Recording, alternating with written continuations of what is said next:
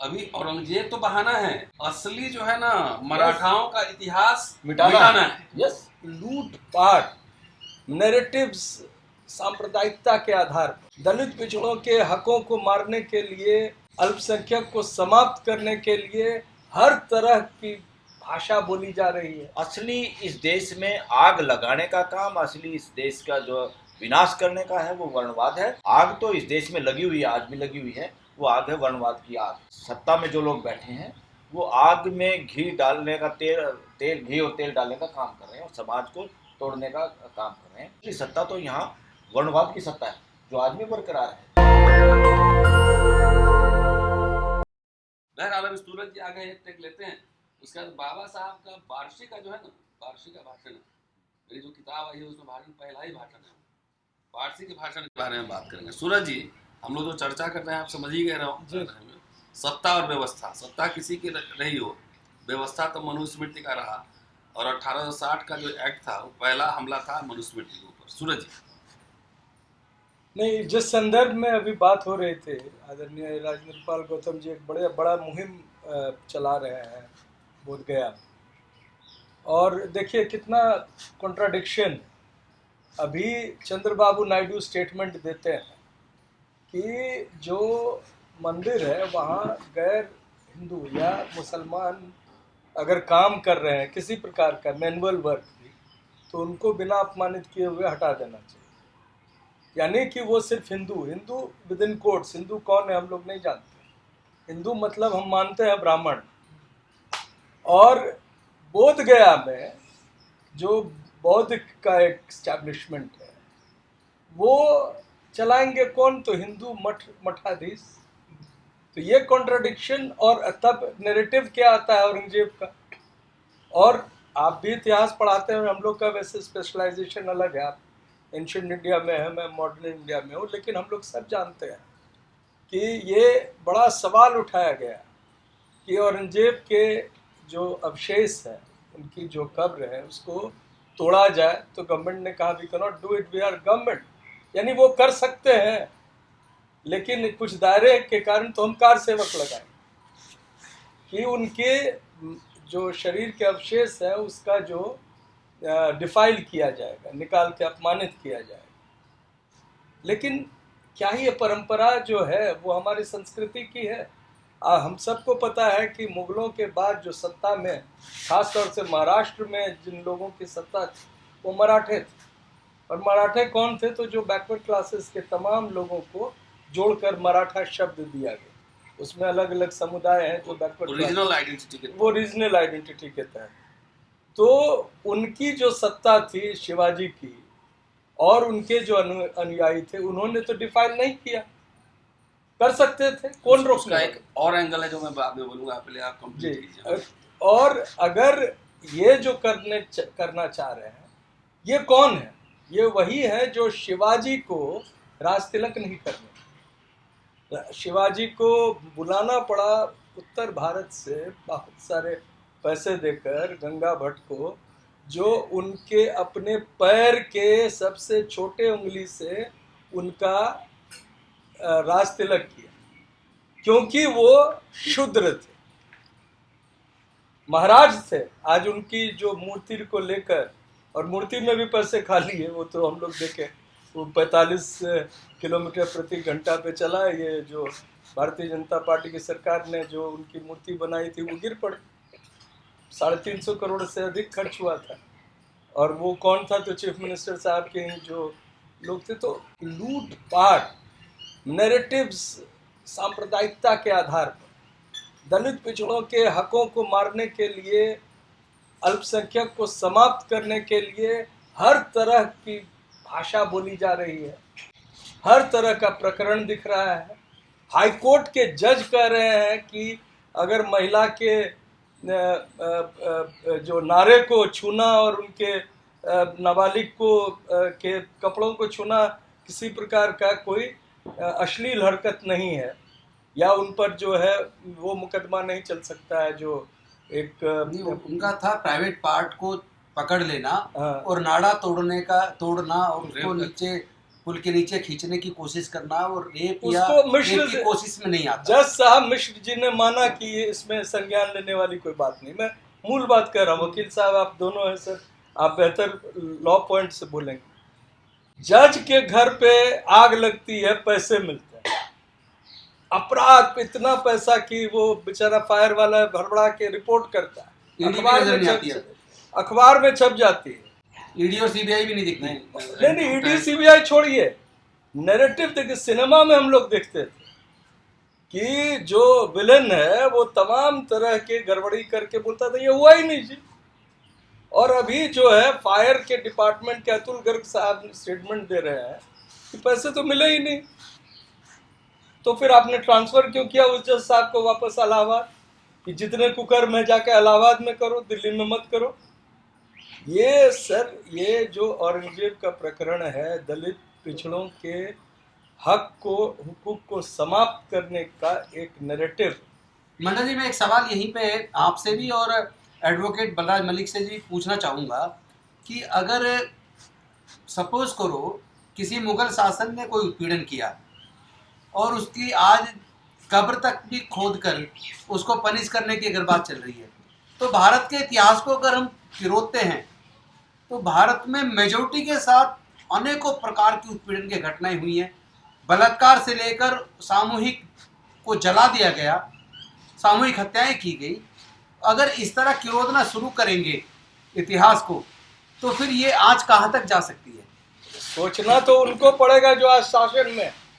ये तो अलग है कि हिंदू परंपरा में शरीर को जला दिया जाता है, अगर उनकी शरीर को दफनाया जाता और जब सत्ता परिवर्तन होगा तो औरंगजेब से भी अधिक रोष लोगों को इन शासकों से है जो ये नैरेटिव औरंगजेब की बना रहे हैं। उससे बहुत खराब स्थिति, ये तमाम लोग जो अभी सत्ता में, जो हर तरह की उत्पीड़न ही नहीं कर रहे हैं देश को लूटने का, जो एक 45 ट्रिलियन का एक एस्टिमेट है कि अंग्रेजों ने अपने 200 साल के दरमियान 45 ट्रिलियन जो पाउंड था उस समय, उतना भारत से संपत्ति ले गए। ये तो उतना जो है 2014 से लेकर 2019 के बीच में लूट चुके हैं। ये तो देश हमारा इतना कहिए कि एक गांव तक पहुंचा हुआ है कि बचा हुआ है, नहीं तो किस समय इस देश का वजूद खत्म हो जाएगा ये बड़ी मुश्किल है कहना। अमेरिकी राष्ट्रपति कह रहे हैं, नाम लेके कह रहे हैं कि 21 बिलियन डॉलर्स मैंने इस शख्स को दिया, और उस शख्स के मुंह से चू नहीं निकल रहा। इस संदर्भ में बलराज जी भी बताएंगे, कुछ प्रकाश डालें। देखिए, अगर हम इस तरह खोजते रहेंगे किसकी शासक ने उत्पीड़न ज्यादा किया तो फिर ये कहाँ जाकर रुकेगी बात? देखो, यहाँ उत्पीड़न का कंपैरिजन करने की बात नहीं है। उत्पीड़न तो असली जिन लोगों का हुआ उससे ज़्यादा जो अपने आप में हिंदुओं का ठेकेदार मानते हैं उन लोगों ने ज़्यादा किया है। महाराष्ट्र में ही किया। औरंगजेब ने तो उसके आगे कुछ भी नहीं किया।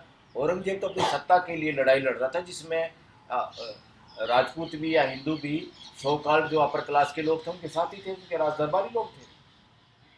और उन्होंने जो भी उत्पीड़न किया, मान लो उस वक्त भूखमरी भी हुई है, फेमेंस में अकाल भी आया, तो अल्टीमेटली सत्ता में हमेशा जो लोग वंचित लोग होते हैं वो हमेशा सफ़र करते हैं।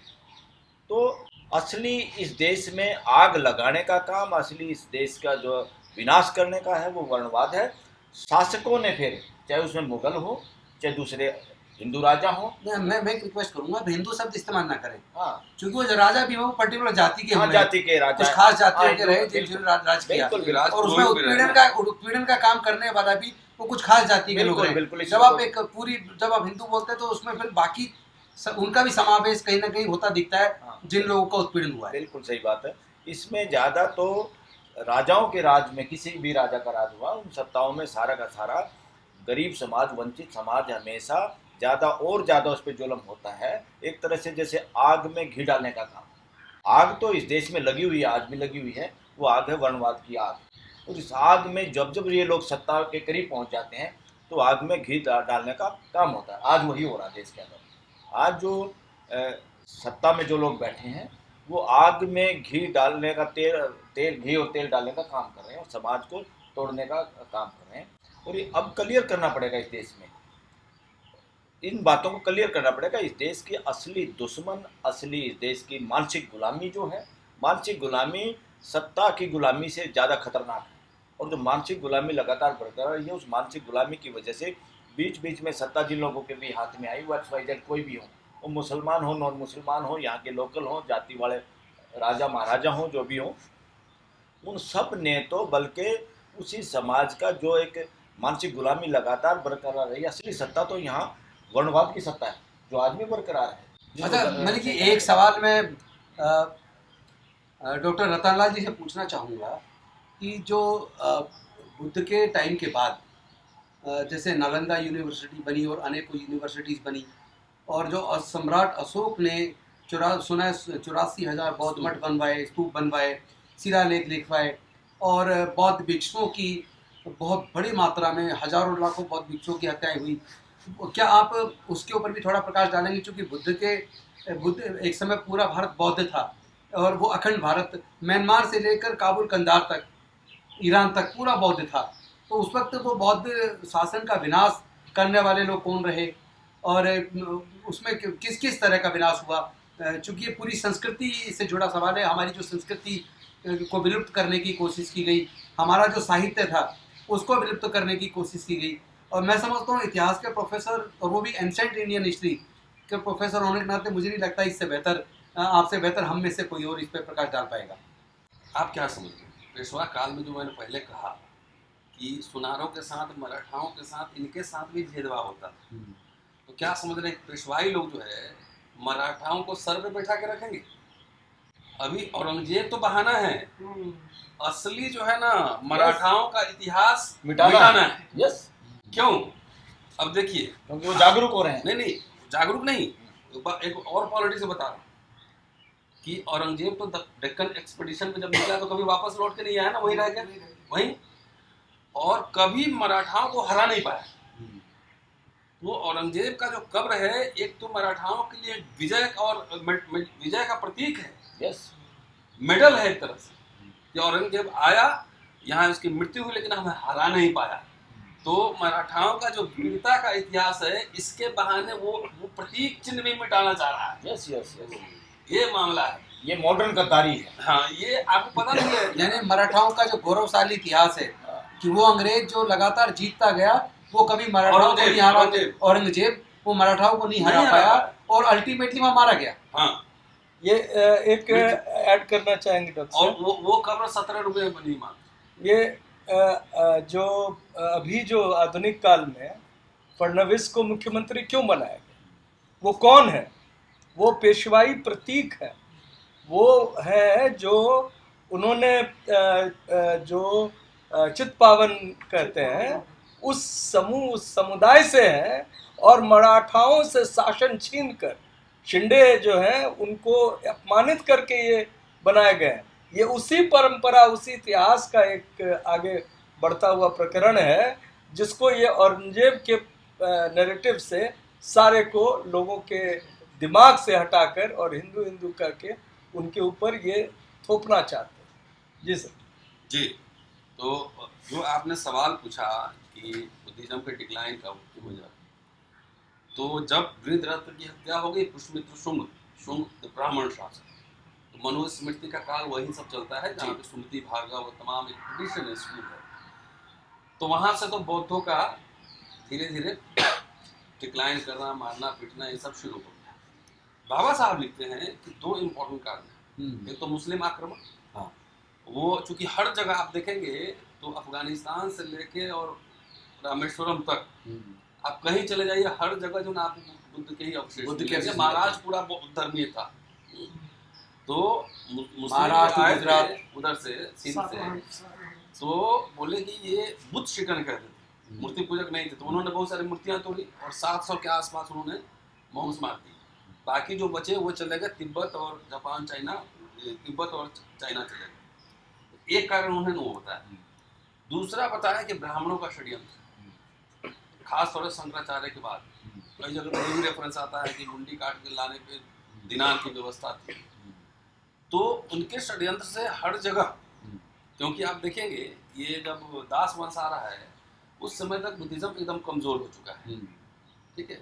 सिंध में अटैक हुआ हो, वहां से भागे हो, नहीं बाकी जगह कौन मारा बुद्धिस्टों को? कौन उसके मूर्ति ढके, कौन इसके बुद्धिस्ट टेम्पल तोड़े? बाकी जगह यहीं के लोग तोड़े होंगे ना, जिनको बुद्धिज्म से, इक्वलिटी से जिनको दिक्कत रही होगी।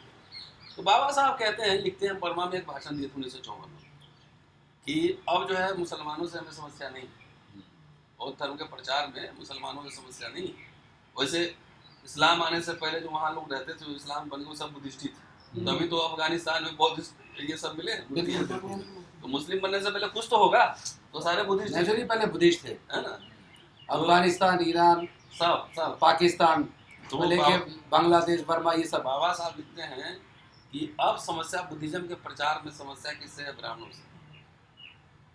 और बुद्धिज्म का प्रचार होना थोड़ा मुश्किल काम इसलिए है कि ब्राह्मण के घर में, हिंदू धर्म में ब्राह्मण पैदा हुआ तो by birth you are a priest, लेकिन बुद्धिज्म में by birth you are not priest. आपको ट्रेनिंग लेना पड़ेगा, आपको जो प्रोसीजर है वो कठिन प्रोसीजर है, वो करना पड़ेगा।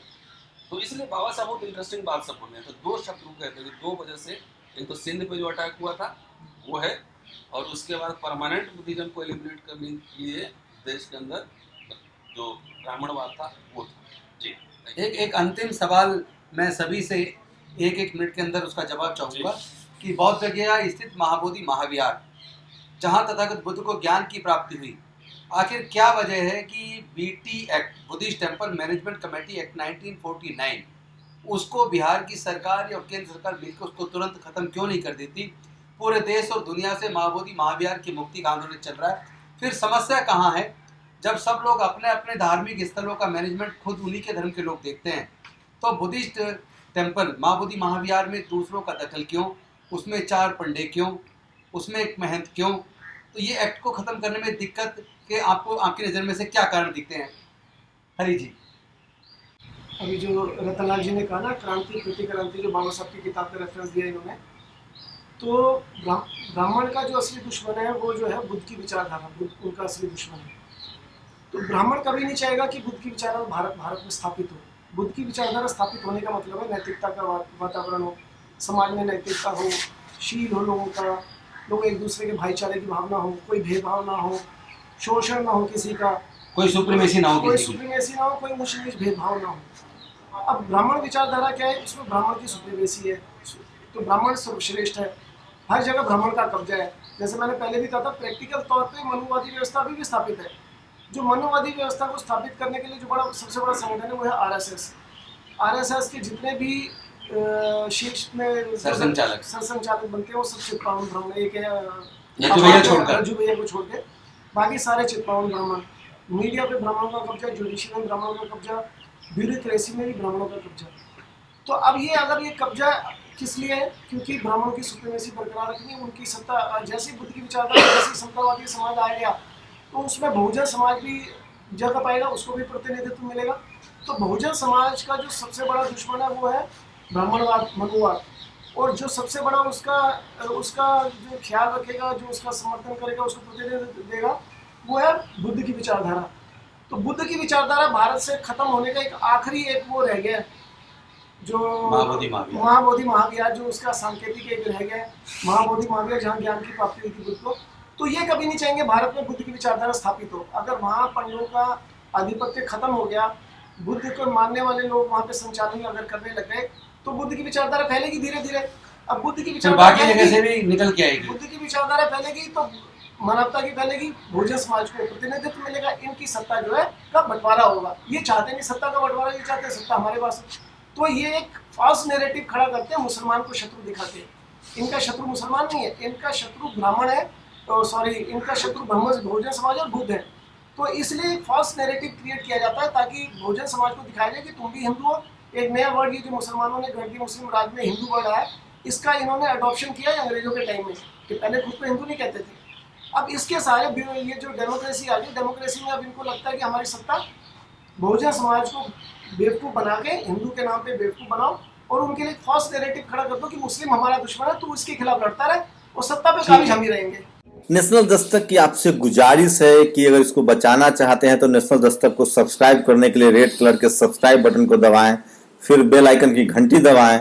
नेशनल दस्तक को बचाने के लिए बहुत ज़रूरी है कि हर खबर को शेयर करें, लाइक करें, कमेंट जरूर करें।